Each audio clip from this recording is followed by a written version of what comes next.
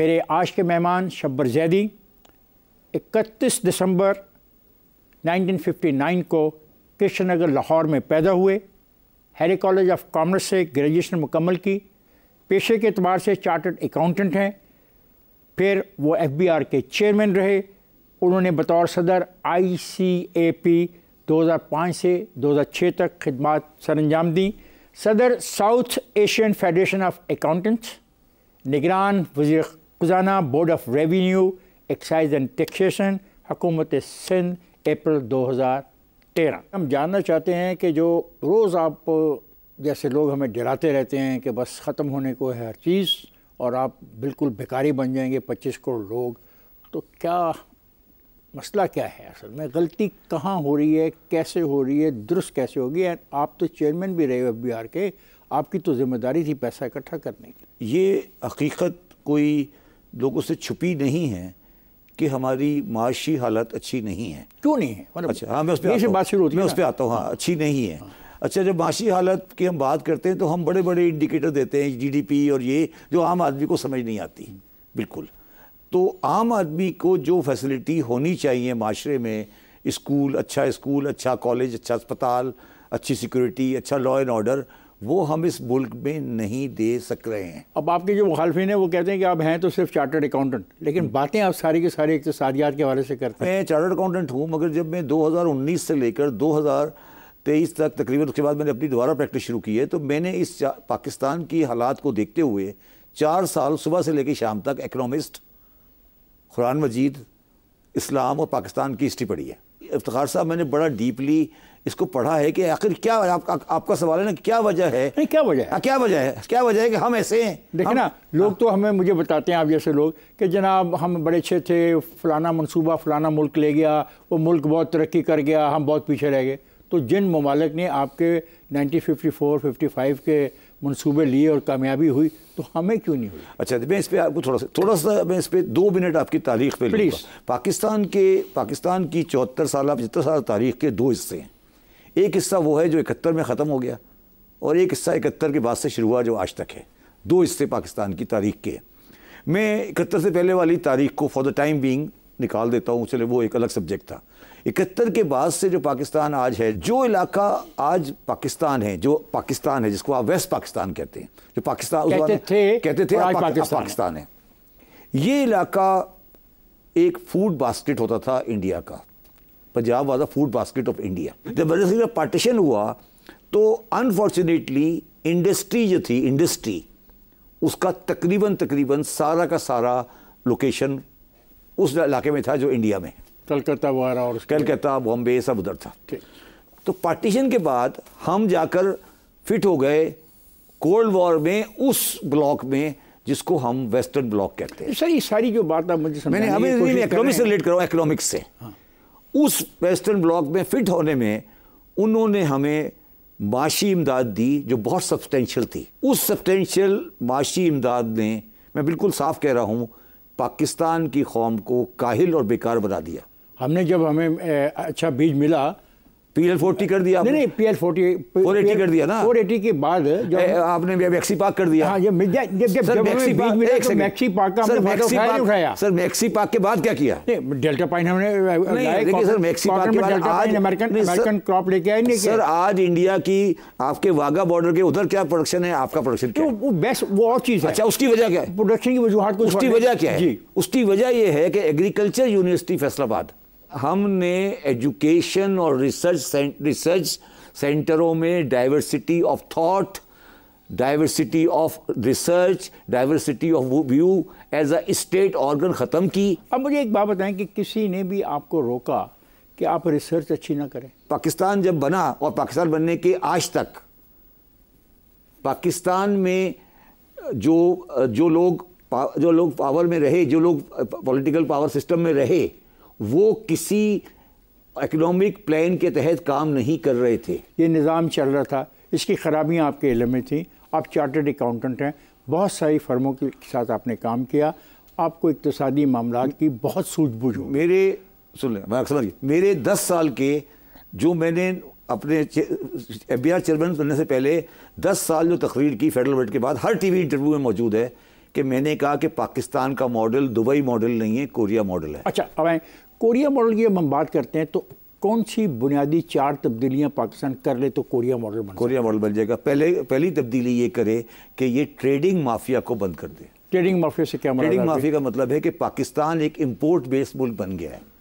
आपने आज इसको सिंपल तरीका ये है कि अगर ये बोतल इंपोर्ट हो रही है तो आपने इंपोर्ट नहीं हो रही है, अगर ये चीज़ इंपोर्ट हो रही है तो आपकी टैक्स की, कॉर्पोरेट लॉ की, फॉरेन एक्सचेंज की हर रेगुलेशन में आज़ादी है कि इंपोर्ट करो और इसको भेज दो। अच्छा सर, सुने क्या कोई ऐसी अब अगर मैं इसको बनाना शुरू कर दूं तो मेरी ज़िंदगी अज़ाब हो जाएगी। मैं कहता हूँ दफ़ा करें। नहीं शबर साहब, क्या कुछ ऐसी चीज़ें नहीं हैं जिनको बाहर से मंगवाना हमारी ज़रूरत है? नहीं, कोई चीज़ ऐसी नहीं है।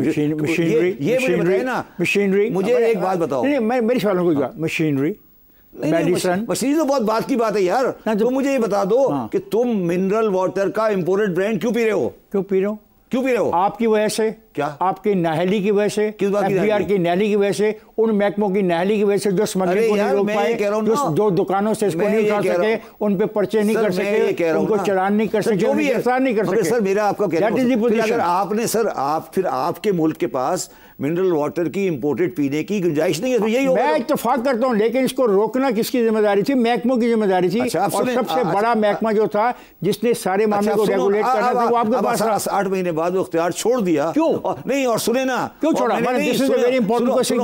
मेरी बात सुनो। मैंने और ये आकर बिल्कुल बता दिया सब मीडिया को कि क्यों छोड़ा। बताया ना क्यों छोड़ा? बताया इसलिए मैंने जब स्मगलिंग पे हाथ डाला। एक मिनट, स्मगलिंग पे जब हाथ डालते हैं तो कौन कौन लोग हैं जो उसमें शामिल हैं? रेंजर्स और पुलिस है ना, मुकामी।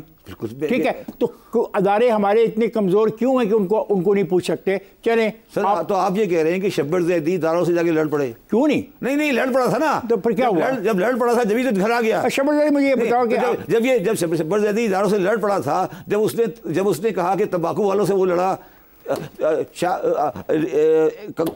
एग्रीकल्चर से वो लड़ा, ट्रेडर से वो लड़ा, कौन सा सेक्टर इससे मेरी लड़ाई नहीं हुई? बताइए। खबर लड़ना जरूरी है कि उनको रेगुलेट करना जरूरी है? नहीं, लड़ने की बात नहीं है। वो उनको रेगुलेट नहीं कर सकते। क्यों नहीं कर सकते? ये हाल रोड वाले सर ये बदमाशी करते हैं। रेगुलेशन का टाइम भूल जाए। सर एक सेकंड, अभी आप पिछले दिनों से एक नई बात कह रहे हैं कि दुकानदारों से पैसा लेने के लिए जियो फेंसिंग कर दी जाए। बिल्कुल भाई, ये जियो फेंसिंग दुनिया में कहाँ होती है? सर दुनिया में ये भी नहीं होता। कि वो कहता है मैं नहीं देता, आप बिगाड़ लो मेरा। ठीक है ना सर, आप सुने ना, यही तो आपका प्रॉब्लम है। हल क्या है फिर? हल तो मैंने कहा ना, geo fencing. Sir geo fencing दुनिया में कहाँ होती है? मैं कह रहा हूँ नहीं, दुनिया में कहीं ऐसा होता है? ऐसा नहीं हुआ। नहीं, तो दुनिया में कहीं होता है? सर जियो फेंसिंग से आप दुकानें कैसे ढूंढ लेंगे? सर मैं तो सर जियो फेंसिंग करे, कोई सिस्टम करे। आप जियो फेंसिंग की बात कर रहे हैं, मैं आप ही की बात। मेरा एक सवाल है आपसे। ये बोलिए। मेरा एक सवाल आपसे, मुझे आप जियो फेंसिंग से कर ले। आप पहले मुझे टैक्स नहीं लगाए इनके ऊपर, नहीं लगाए टैक्स। वाई? नहीं, सुन लो ना भाई, नहीं अभी आगे बढ़ो ना। मैं कह रहा हूँ सर मुझे बता दो कि आजम कॉल ब्लॉक में दुकानें कितनी हैं? तो एक सेकंड ठहरना, अब करें फिर क्या? देखिए, फिर एक तरीका ये है कि इस बिल्डिंग को गिरने दें। सब मर जाओगे? नहीं, कोई नहीं मरोगा। मलबे आ जाओगे? कोई भी नहीं रहेगा? नहीं सर, यही पे आप तकलीफ है ना, आपको ये तकलीफ। मुझे कोई तकलीफ नहीं है, आप भी जाओगे। बात पूरी सुन लो ना। मैं सुन रहा हूँ। सुन लो। श्रीलंका गिरा? नहीं गिरा। गिरे पहुंच गया बस। सर डिफॉल्ट किया? वो गया 4 दिन के बाद, हंगामे के बाद ठीक हो गया ना। किया ना। तो आप डिफॉल्ट चाहते हैं? मैं डिफॉल्ट नहीं चाहता। मैं ये चाहता हूं कि पाकिस्तानी जो बंदे इस्लामाबाद में बैठे हैं इनको ये बताना चाहता हूं कि सर आप उल्टे लग जाओ, ये मुल्क सही नहीं हो सकता। तो फिर करें क्या? सर यही तो कह रहा हूं। इसको आपकी किताबें और आपकी ये तहरीरें और आपके ये मज़ामीन मेरे किस काम के? अगर आप मुझे बता नहीं सकते मैं क्या करूं? मैं ये बता रहा हूं कि ये गिरने की तरफ जा रहा है। हाँ, जा रहा है। मैं आपको प्रेडिक्ट, देखिए मेरी बात सुनो। 16 दिसंबर 2021 को मैंने एक पब्लिक इंटरव्यू में कहा कि पाकिस्तान एक बैंकरप्ट कंट्री है। ठीक है, कहा, पब्लिकली कहा, कोई माई का लाल सुनने को तैयार नहीं था। अब आज पॉलिटिकल गवर्नमेंट कहती है हमने दिवालिया से बचा लिया, तो इसका मतलब ये इफ्तिखार साहब, सुन लो मेरी बात, दिवाली की तरफ जा रहे थे। सुन लो मेरी बात, मैं बात सुन रहा हूं, लेकिन मेरी भी सुन ले आप। मेरी बात सुन लो। मैं कह रहा हूं या तो फिर ये नालायक हैं या मुनाफिक हैं। कब से ये नालायकी और मुनाफिकत आप देख रहे हैं? ये मुनाफिकत वाकई, विद ऑल ड्यू रिस्पेक्ट, 47 से देख रहा हूँ। आप कहते हैं कि पाकिस्तान की माशी हालत नीचे की तरफ जा रही है, जिसना भी आप मुझे बता रहे थे। अब क्या मौजूदा हुकूमत माशी और सियासी तौर पर मुस्बत सिमत में जा सकती है? नहीं। हम ज़राए पैदावार को कैसे बढ़ा सकते हैं और मुल्क को कर्ज़ों से कैसे निकाल सकते हैं? अच्छा, अब आ जाए दो मुल्क के कर्ज़ों पे आ जाए। अब कर्ज़ों की नहीं, दो क्वेश्चन है, ज़राए पैदावार को बढ़ाना और कर आमदन होगी, कोई टैक्स वसूल करेंगे, कोई इंपोर्ट एक्सपोर्ट का बिल बैलेंस करेंगे, तो फिर मुल्क को कर्जों से निकाल सकेंगे। आप क्या दो चीज़ें हैं। एक्सपोर्ट में वही 30 बिलियन के रेंज के अंदर घूमते रह रहे हैं। 1990 में एक्सपोर्ट वियतनाम की और हमारी बराबर थी 15 बिलियन। आज वो 600 पर है, हम 35 पर है। क्या करें ना? अच्छा, हम क्या हाउ टू रीच देयर? हमारे पास अगर आज ये कोई बंदा कहता है कि हम 40 कर लेंगे अगले साल, तो वो झूठ बोल रहा है, उसको पता ही नहीं पाकिस्तान में। पाकिस्तान की जो माशी हालात आज बन चुके हैं, ख़ास तौर पे एनर्जी की बुनियाद पर, उसमें पाकिस्तान के पास कोई एक्सपोर्टेबल सरप्लस नहीं है। एक्सपोर्ट का मतलब यह है कोई चीज़ मेरे पास एक्सपोर्ट करने के काबिल नहीं है। मैं खींच के इसको 35 पे ले जाऊंगा, बहुत खींचा तो मैं 38 पे ले जाऊंगा, तो क्या करें? हैं क्या करें? अच्छा, इसके लिए हमें चाहिए कि हम सर्विसेज की एक्सपोर्ट बढ़ाएं, जो कि आईटी है। ठीक है, जो कि हम कर रहे हैं। मैं उसका डायरेक्टर हूँ सिस्टम्स का। ठीक है, ओके जी। आईटी को हम बढ़ाते हैं, लोगों को एजुकेट करते हैं, आप मुझे एक बात बताएं, आपने कभी आईटी को पार्क बनाया कोई? ये हमने लाहौर में बनाया। कहाँ बनाया? एक और बना रहे हैं। नहीं, कोई फिजिकल जगह दी किसी को? अरे मजाक है, टावर बना दिया। ये बकवास है। This is one of the most tower बना दिया। ये बकवास है। अच्छा, मुझे एक बात बताएं कि एमनेस्टी जो आप देते हो, क्यों देते हो? उसका फायदा किसी गरीब आदमी को हो सकता है? सर, गरीब आदमी के लिए थोड़ी एमनेस्टी दी नहीं, तो फिर किस लिए देते हो? सर, इसलिए दी थी। आपने भी दी? सर, मैंने दी। हाँ, तो क्यों दी? मैंने नहीं दी। हाँ, तो क्यों दी? मैंने नहीं दी। हाँ, ये पनामा से निकली एमनेस्टी। ओ भाई, कहीं से भी निकली। गरीब को क्या फायदा है? खेत में काम करने वाले को क्या फायदा है? एक कारखाने में मुलाजमत करने वाले को क्या फायदा है? तो मैंने गरीब के लिए दी नहीं ना। उस आदमी को अगर आप उससे टैक्स रिसीव कर सकते हो तो ले लो। अगर वो नहीं ले सकते तो उसको एमनेस्टी देके पाकिस्तान के रिकॉर्ड में तो ले आओ। समझ आई बात? अगर मेरे पास पड़ा हुआ है फ्लाइट लंदन में, मैं उसे एमनेस्टी दे रहा हूँ, तो पाकिस्तान रिकॉर्ड में तो आ रहा है। अगले साल मैंने कैपिटल वैल्यू टैक्स लगा दिया उसके ऊपर। अगर एमनेस्टी दोगे, वो आराम से बैठा है लंदन में, आप क्या बिगाड़ोगे? अच्छा, मतलब ये आप इसलिए दे रहे हैं कि चलो बाबा आगे अगले से तो आ जाए ना। अच्छा, अगले से आ जाए, चले आगे। और आ गया बहुत बड़ा पैसा, आ गया। मुल्क के असासाजात बेचेंगे तो कितने पैसे आ जाएंगे? कोई पैसा नहीं है। मैक्सिमम असासाजात का मुझसे मुराद क्या है? ये आप पीआई बेचना चाहते हैं, रेलवे बेचना चाहते हैं, अगर और कितने, अच्छा भाई भाई कितने हैं? अगर कितनी चीजें आप कितनी चीजें बेचने के लिए तैयारी की आपने? अगर सारे बेच दोगे ना, तादाद कोई आइडिया है? सुन लो 3-5-6 हमारे पास लिस्टेड कंपनियां हैं, OGDC, PPL वगैरह हैं। हाँ, ये बेचेंगे 3-3.5 बिलियन से ज्यादा नहीं आ गया। ठीक है, 12 गोल्ड हो गया, 2-3 बिलियन का हो गया। ठीक है, उसके बाद आ गया आपके पास ये स्टील मिल और PIA। इसमें तो देने पड़ेंगे जेब से। क्यों? क्या है इसके अंदर? जमीन है। किसकी जमीन है? वहाँ पर लैंड पड़ी। स्टील मिल तो जमीन तो गवर्नमेंट ऑफ सिंध की है। तो नहीं, वो क्यों बेचेगी? वो कहेंगे हम क्यों बेच रहे भाई? अच्छा, अब जो प्राइवेटाइजेशन, आपको अगर पैसे चाहिए तो वो बिकेगी आपकी एग्रीकल्चर लैंड। अब आपकी सर, अब आ गई ये बारी। साहब, आपको भी पता है कि आप सर, अब बारी आ गई है। शबर साहब, आप भी जानते हैं कि मेरा सवाल क्या है। कितने सासाजात आपने लिखे हुए कागज पर जो आपने बेचने? सर, उनकी तादाद बता दें। Maximum 7 billion. नहीं, तादाद कितनी है? 100 है, 200 है, 50 है, कितने हैं? 50 से भी कम होंगे। है ही नहीं, क्या बता बचा? तो बेचें आप उसको। अच्छा, सुन लो ना मेरी बात। हाँ। अब वो आ गई है, पोजीशन आई है इस वक्त पाकिस्तान में, घर के बर्तन बिक रहे हैं। पैसे दे सकते हो जितने दे रहे हो। बात सुनो। नहीं, इनको बचाने के लिए जितना पैसा आप दे रहे हो, अच्छा, वो उसको देने के कोई जवाब है? सर, प्राइवेटाइजेशन, सुने ना, आप एक गलत बात कर रहे हैं ना। प्राइवेटाइजेशन के पैसे आके मुल्क नहीं चल सकता। ये जो पैसे दिए जा रहे हैं वो भी मुल्क नहीं दे सकता। उसको बंद करना है, वो भी मुल्क नहीं दे सकता। ये को बंद करना है, चला बेचना नहीं है, बंद करना है। चले, इनको बंद ही कर देना, बंद करें। मैं आपसे पूछूं क्यों नहीं बंद करें? मैं आपसे पूछूं सर, क्यों नहीं बंद करते? आप माहिर, मैं माहिर नहीं हूँ। मैं तो हर प्रोग्राम में ये कहता हूँ कि PIA को बेचे नहीं, बंद कर दें। ख्वातीन ब्रेक पे जाएगा नहीं, हमारे साथ रहेगा।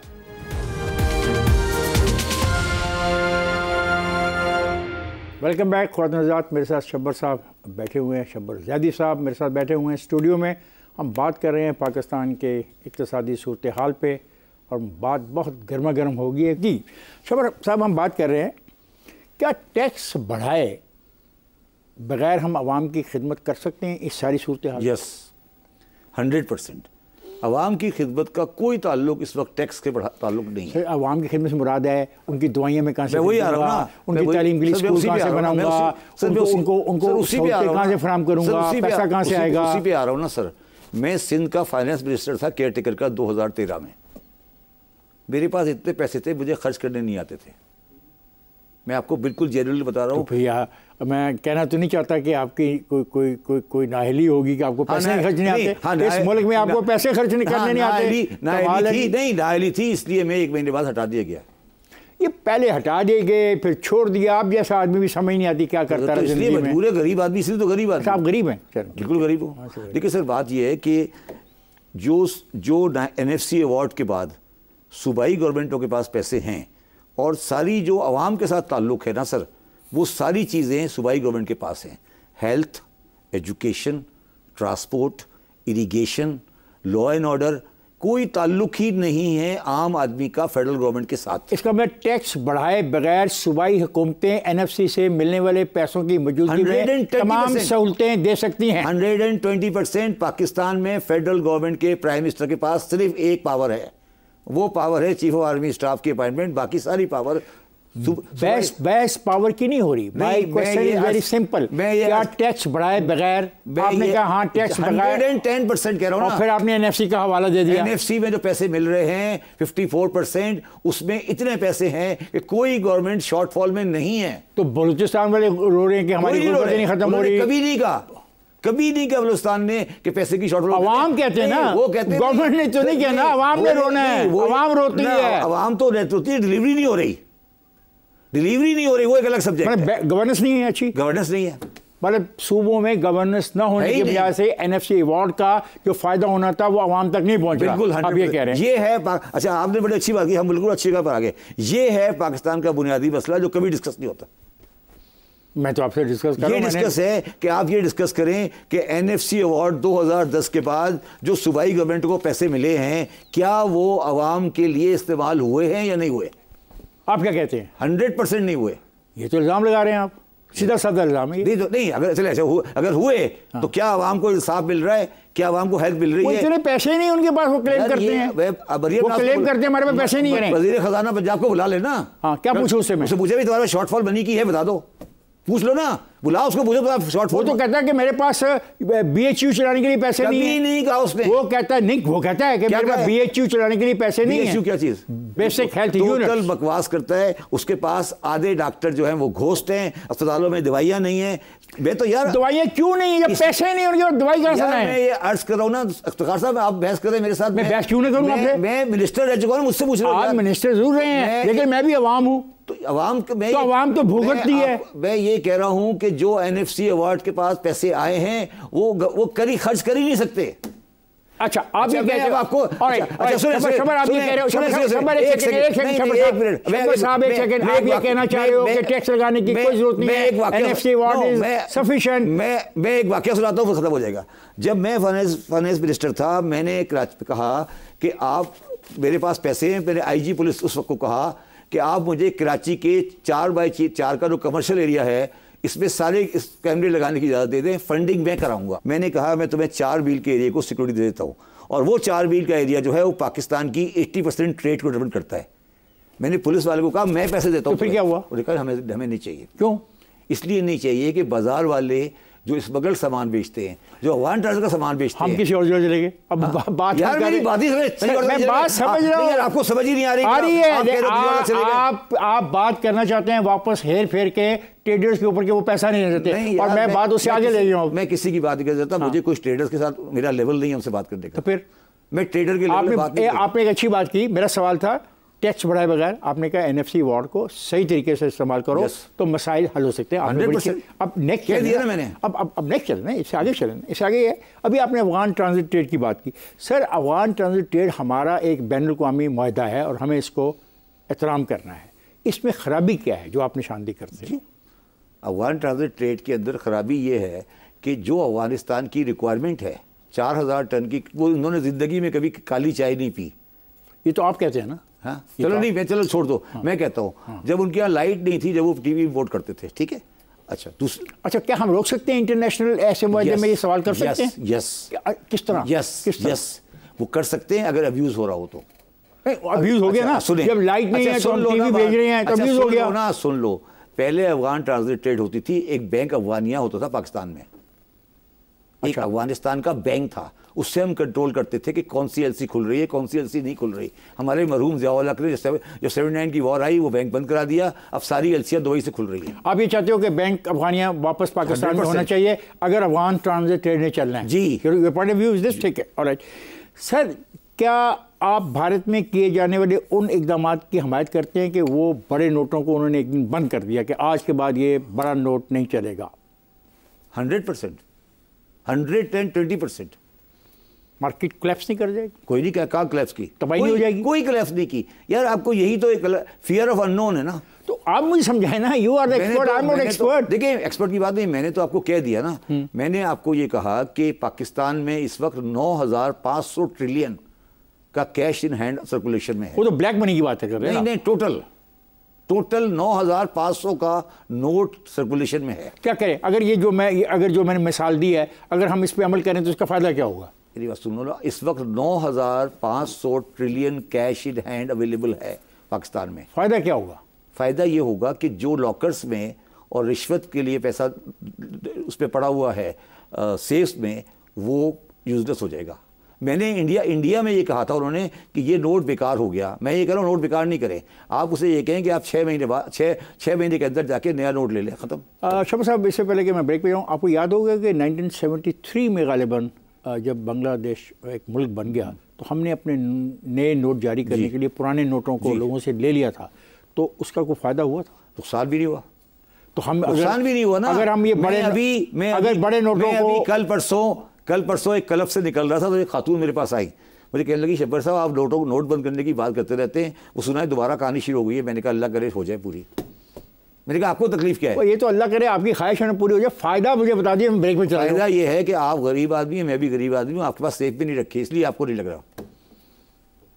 नहीं लग रहा फायदा होगा। 2 MNA, एक MNA सिंध का, एक MNA पंजाब का, उसके लॉकर की तस्वीरें उसमें आ चुकी हैं।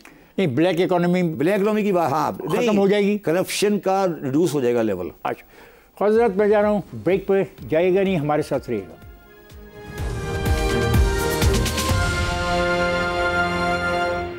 वेलकम बैक ख्वाजात। बात हो रही है शब्बर जैदी साहब से। शब्बर साहब, मुल्क में जो ज़री आमदन है सालाना, वो GDP का कोई कहते हैं 25.7% है, कोई 26 कह रहा है, और कहते हैं कि जी बहुत थोड़े पैसे मिलते हैं, 4 अरब रुपया। क्या वजूहत है? पाकिस्तान में ज़रूरी आमदनी पर टैक्स का जो इशू है उसको भी समझा नहीं गया है। जो असल में ज़रूरी आमदनी है, मतलब वो लोग जो एक्चुअली काश्तकारी कर रहे हैं और चीज़ें उगा रहे हैं, अगर आप उसको टैक्स करेंगे, आज भी टैक्सेबल है वो, उसमें कोई आपकी रिकवरी नहीं आएगी। 100-200 बिलियन रुपीज़ आ गए तो बहुत बड़ी बात है। जो मसला है वो है एग्रीकल्चर का आड़ती और दरमियान का मिडल मैन। हम इस चीज़ को मिला रहे हैं। हम ये समझते हैं कि जो एग्रीकल्चर का आड़ती है और एग्रीकल्चरिस्ट है वो एक ही बात है। जो आड़ती है वो दोनों को मार रहा है, वो कंज्यूमर को भी मार रहा है, एग्रीकल्चरिस्ट को भी मार रहा है, और वो अपने आप को एग्रीकल्चरल इनकम के खाते में दबाकर सारा काम निकाल रहे हैं। तो आड़ती पर क्या, आड़ती कोई टैक्स नहीं देता? नहीं, कोई एक पैसा तो होगा। अगर मार्केट में बैठा, मार्केट कमेटी में बैठा है, रजिस्टर्ड है वो तो। अगर पूरे पाकिस्तान के, पूरे पंजाब के आड़तियों का टैक्स अगर पूरा मिलाकर 15 बिलियन हो जाए तो मैं अंदर टैक्स की बात कभी नहीं करूँगा।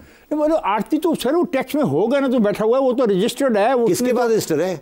मार्केट कमेटियों में, हुकूमतों के साथ, अदारों के साथ। मार्केट कमेटी में कब गए आप? मैं गया था एक दिन। अब मेरे साथ क्या हुआ? अच्छा सुने ना, हाँ। मैंने इस काम पे हाथ डाला था। हाँ। अब मार्केट कमेटी के अंदर सौदे होते हैं 100 में से 2, बाकी 98% मार्केट कमेटी के बाहर, मंडी के बाहर हो रहे होते हैं। आप समझते हैं कि आपका ये कहना है, जब हम टैक्स की बात करते हैं एग्रीकल्चर की, तो आप समझते हैं कि जो मालिक है ज़मीन का, उसका कोई ताल्लुक नहीं, बल्कि जो वो पैदावार करता है और जब वो आड़ती के पास जाती है और फिर वहाँ पे जो प्रॉफिट कमाया जाता है, आप उसको टैक्स करना है। आप उसको टैक्स, ठीक है। आप सर मुल्क के GDP में जो चौथा बड़ा हम शराकतदार देखते हैं, वो देखते हैं होलसेल और ट्रेड है। उसके बारे में तो आप कहते हैं कि बहुत मुश्किल है, वो तो आपको भी धमकी देगा कि मैं देखूंगा कैसे पैसे उससे ले लेते हैं। नहीं, धमकी मुझे मेरे अफसर में नहीं दी थी, ISI के ऑफिस में दी थी। आप वहाँ पे क्या कर रहे थे जी? आप ISI के ऑफिस में उन्होंने बुलाया था मुझे, ISI वालों ने। क्या मसला क्या आ गया था? कि जब मेरे ज़माने में, आपको याद नहीं, इन्होंने धरना दिया था दुकानदारों ने, जब मैंने सेट लगाया था वर्क, तो वो ये लॉ एंड ऑर्डर का मसला खड़ा हो गया, तो मुझे अपारा बुलाया गया। मैं वहाँ गया मुझे उन्होंने बिठा दिया कमरे में। उन्होंने कहा जी ये शब्बर हमारा हम देते 1% टैक्स, शब्बर साहब 40% मांग रहे हैं, ये तो हम नहीं दे सकते, आपकी मर्जी है, जो करना है कर ले। उन्होंने कहा शब्बर साहब जरा हाथ ख़त्म करें इसको भी, अभी ये लॉ एंड ऑर्डर का मसला पैदा हो जाएगा। सही, लॉ एंड ऑर्डर का मसला जब भी पैदा होगा तो ये अच्छा सुनिए ना, उसके बाद क्या हुआ कि एक रिटायर्ड जनरल साहब आ गए, उन्होंने मुझे कहा सर शब्बर साहब मुझे ये दे दें काम। मैंने कहा क्या करें, क्या किस तरह करें? आउटसोर्स चाहते होंगे? हाँ कर दे तो आप आउटसोर्स क्या करें? उन्होंने कहा सर मैं इस तरह करूँगा, मैं सौदा करूँगा जाके हाल रोड से, यार इस साल 3 करोड़ दे दो। अच्छा शब्बर साहब मुझे ये बताएं, स्मगल्ड आइटम आपके हर मोहल्ले, गली और हर बड़े डिपार्टमेंटल स्टोर में मौजूद है। एक कानून होता था जब हम नौजवान थे, अब तो खैर हम भी बूढ़े हो गए, कि स्मगल आइटम इस तरह ओपनली नहीं बेची जाती थी। अब क्या हुआ? इसकी 2 वजूहत है। हमने जो एनफोर्समेंट ऑफ कस्टम है ये ख़त्म कर दी। अब जाके कस्टम वाला छापा बाज़ार में नहीं डाल सकता, पहली बात। दूसरी बात, किसने फैसला किया? हाँ, ये पाकिस्तान गवर्नमेंट ने फैसला किया, हुक्मरानों ने। हाँ, मुंतखब नुमाइंदों ने। मुंतखब नुमाइंदों ने। तो वो स्मगलिंग के शरीक है? शरीक है, बिल्कुल शरीक है, बिल्कुल 100% शरीक है। चलो उसको छोड़ें यार। क्यों छोड़ूं सर? 40 टन सोना आता है पाकिस्तान में हर साल, नया ऐड होता है। 1 टन भी आपको कैसे पता है? आप जाके, इसलिए कि जो आप बाजार में जाए वो नया सोना मिलता है ना बाजार में। हाँ। मिल रहा है ना आज। हाँ, तो किसी कानूनी तरीके से होगा, चेक कर लो ना स्टेट बैंक से। आप क्या कहते हैं? मैं बता रहा हूँ ना, मैंने बता तो रहा हूँ तुम्हें। हाँ। कि 1 टन भी इंपोर्ट नहीं हुआ कभी। सर आप क्या बातें कर रहे हैं? आप सुना आगे बात चले। चेयरमैन थे बिहार के आप? जी सुन लो ना बात, आप सुनो ना, उससे बोलो, ज्वेलर को बोलो कि तुम टैक्स दो। वो कहता सर मैंने सोना बेचा ही नहीं है, ये तो आपकी खाला आई थी, वो मैंने दोबारा बना के दिया इसको। तो फिर आपने कैसे अंदाजा लगा लिया ये मुझे बता रहे हैं? भाई मैं 40 टन का ये बता रहा हूँ कि पाकिस्तान की मार्केटें, सराफा बाजार में जाओ, गोल्ड की बार मिलती हैं, कितनी नई बार आई हैं, सबको पता है ना, बता तो रहा हूँ, समझा रहा हूँ। 40 टन के करीब मार्केट है। इंडिया में भी ये हाल था। तो पैसे दिए होंगे उन्होंने कुछ यार, इंडिया में कागजों में पैसे दिए होंगे कुछ। सुन लो ना, इंडिया में भी ये हाल था। इंडिया ने जब मनमोहन सिंह की रिफॉर्म आई तो उन्होंने इसको बंद कर दिया और गोल्ड की इंपोर्ट अलाउ कर दी। आप भी अलाउ कर दें तो फायदा क्या हुआ? यार ये स्मगलिंग खत्म हो जाएगी। अच्छा चले सर, एक रिसर्च पेपर हम पिछले दिनों देख रहे थे, उसमें कहते हैं कि एफबीआर का जो इदारा है, करप्शन जो है इस मुल्क में, ये दूसरे नंबर पे आता है। जी बिल्कुल सही है। हाँ। पहले पे कौन आता है? पढ़ा नहीं मैंने। तो ठीक है, चले, अच्छा चले, सही है। अच्छा मुझे एक बात बताओ, ये जो एफबीआर के 23,000 एम्प्लाई हैं, ये कोई जन्नत से उतरे हैं, फरिश्ते हैं? तो आप जब पाकिस्तान के माशरे के हर इलाके में करप्शन है, पुलिस में है, एजुकेशन में है, हर जगह करप्शन है, तो आप ये एज्यूम कर रहे हो कि एफबीआर का 23,000 एम्प्लाई है, ये बिल्कुल फरिश्तों की तरह काम करेगा? पहले सवाल ही पैदा होता है कि आप जब इतना अर्सा रहे तो आपने कितने लोगों को निकाल दिया? मैं निकालने की जरूरत ही नहीं, निकालने का फायदा क्या है? मैं उसके निकाल के दूसरा आदमी वही रखूंगा ना जी। तो आप कह रहे हैं कि आप उनको निकाल देंगे तो और वैसे लोग आ जाएंगे? सर जब मैं चेयरमैन एफबीआर बन के गया, अगर उससे पहले आप इमरान खान के बयान देखें, वो ये कहता था एफबीआर को बंद कर दो। उसने मुझे एक्चुअली ये इंस्ट्रक्शन दी थी। तो मुतबादिल क्या बताया था? उसने कहा इसको और एक एजेंसी नहीं बनाओ, उनको खत्म कर दो, फारिग कर दो। मुतबादिल भी तो बताया होगा ना, कैसे क्या करें? नई एजेंसी बनाए, उसका नाम पाकिस्तान रेवेन्यू सर्विस बनाए। ये बार बार आप पब्लिकली उसने टीवी पे कहा था, लेकिन मैंने कहा सर ये नहीं करे।